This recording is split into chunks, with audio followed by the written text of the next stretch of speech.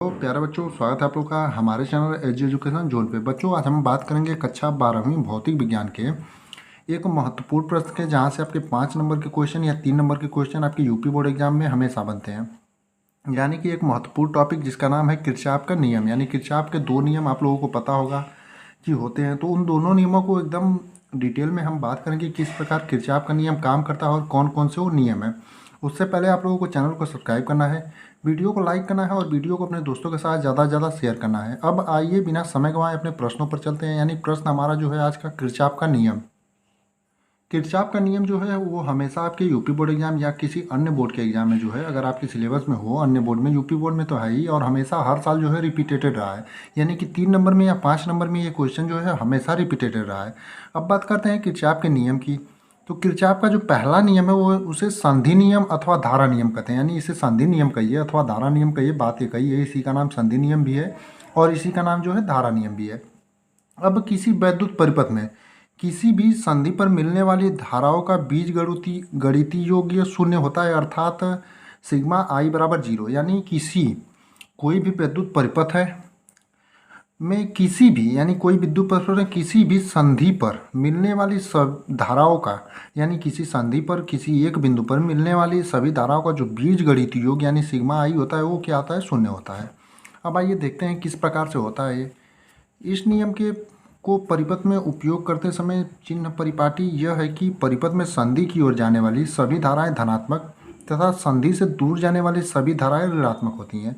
यानी इस नियम को का परिपथ का जब चिन्ह परिपाटी उपयोग करते हैं तो होता क्या है कि जो संधि की तरफ आने वाली धाराएं होती हैं उनके लिए जो चिन्ह परिपाटी आपका क्या होता है, धनात्मक होता है, तथा संधि से जो दूर जाने वाली धाराएं होती हैं उनके लिए चिन्ह परिपाटी आपका ऋणात्मक होता है। जैसे कि देख सकते हैं कि संधि की तरफ आने वाली धारा जो I1 है आपकी, संधि की तरफ आ रही है, ये आपका संधि है, यहाँ पर मिल रही हैं सभी धाराएं।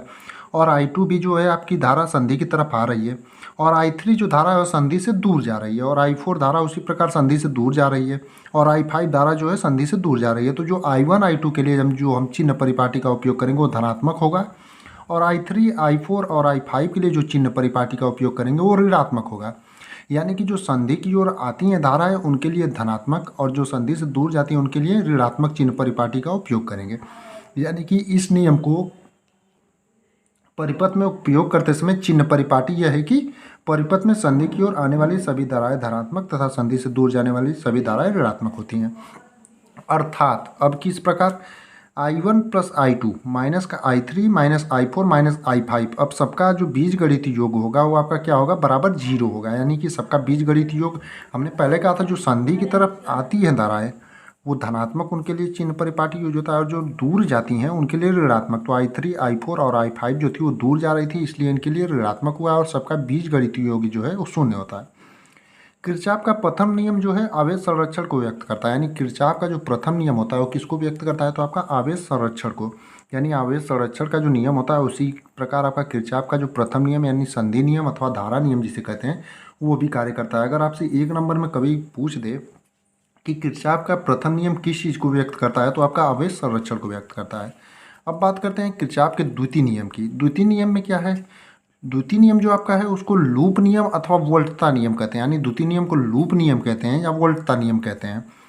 अब किसी परिपथ में प्रत्येक बंद पास के विभिन्न भागों में बहने वाली धाराओं तथा संगत प्रतिरोधों के गुणनफलों का बीजगणितीय योग उस पास में लगने वाले वैद्युत वाहक बलों के बीजगणितीय योग के बराबर होता है।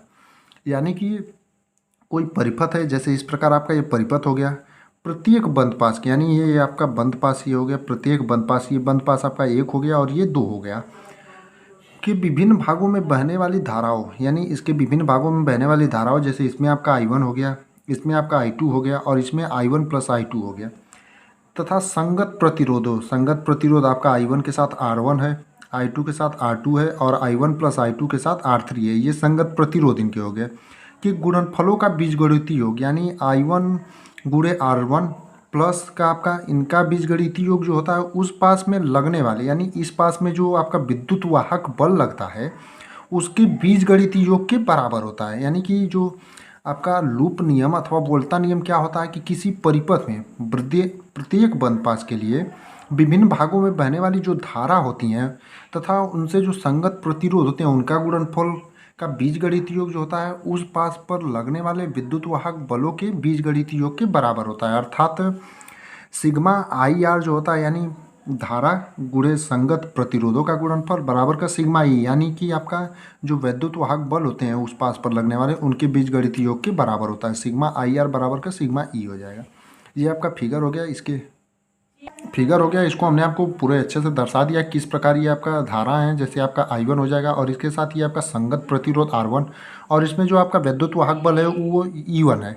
अब देखें किरचॉफ के लूप नियम से बंद पास एक के लिए यानी किरचॉफ का जो लूप नियम या अथवा वोल्टता नियम है उसके लिए बंद पास एक के लिए I1 R1 माइनस का I2 R2 बराबर का E1 माइनस का E2 यानी बंद पास एक आपका जो है इसमें I1 R1 हो जाएगा। यहाँ से यहाँ तक का आपका बंद पास एक हो जाएगा यानी इतना।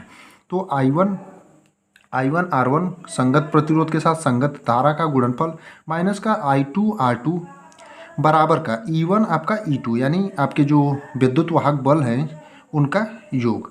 अब इसी प्रकार बंद पास 2 के लिए यानी कि बंद पास 2 आपका यहाँ से इतना होगा यानी ये आपका बंद पास 1 है और यहाँ से इतना आपका बंद पास 2 है। अब इसके लिए देखेंगे तो माफ़ करिए बंद पास 2 के लिए I2 R2 हो जाएगा यानी I2 और R2 संगत प्रतिरोध हो जाएगा प्लस का I1 I2 यानी कि प्लस का आप देखेंगे I1 I2 यहाँ पर धारा लेकिन जो नीचे वाला ये पार्ट है इसमें जो धारा बह रही है आपका I1 प्लस I2 दोनों धारा बह रहे हैं। तो I1 प्लस I2 प्लस का संगत प्रतिरोध क्या हो जाएगा R3 हो जाएगा बराबर का आपका जो यहाँ पर विद्युत वाहक बल का बीजगणितीय योग होगा आपका क्या होगा E2 होगा। इसी प्रकार आप जो है दर्शाएंगे पूरा। अगर आपका किरचॉफ का द्वितीय नियम पूछे या प्रथम नियम पूछे तो उसके बारे में भी एकदम हमने अच्छे से बता दिया है।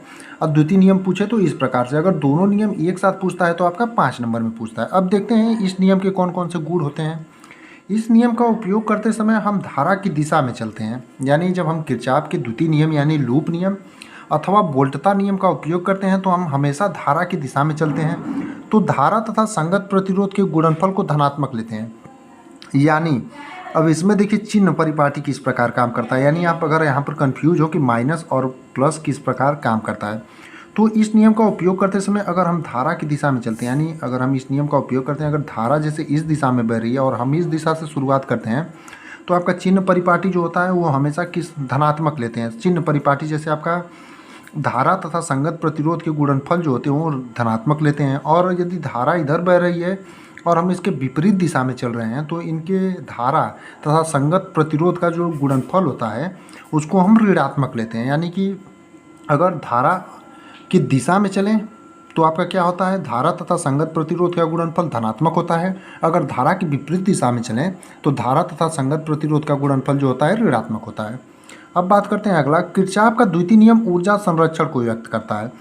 आपने देखा था किरचॉफ का प्रथम नियम जो है आवेश संरक्षण को व्यक्त करता था यानी कि एक नंबर में कभी कभी पूछ लिया जाता है कि किरचॉफ का प्रथम नियम किस चीज़ को व्यक्त करता है तो आपका आवेश संरक्षण को व्यक्त करता है। उसी प्रकार आपका किरचॉफ के द्वितीय नियम की बात करें तो किरचॉफ का द्वितीय नियम जो है वो ऊर्जा संरक्षण को व्यक्त करता है। यानी कि अगर आपसे कभी पूछ ले तो आप लोग इन दोनों पॉइंटों को हमेशा याद रखिएगा। किरचॉफ के जब भी दोनों नियम तैयार करिएगा तो इनसे जुड़े ये 2 पॉइंट आपके बहुत बहुविकल्पी में इंपॉर्टेंट है कि किरचॉफ का प्रथम नियम किसको व्यक्त करता है तो आवेश संरक्षण को व्यक्त करता है और किरचॉफ का द्वितीय नियम किसको व्यक्त करता है तो किरचॉफ का जो द्वितीय नियम है आपका ऊर्जा संरक्षण को व्यक्त करता है। तो इन दोनों पॉइंटों को भी याद रखिएगा और पूरा नियम एकदम अच्छे से हमने आपको 9 से 9.5 मिनट में बता दिया है।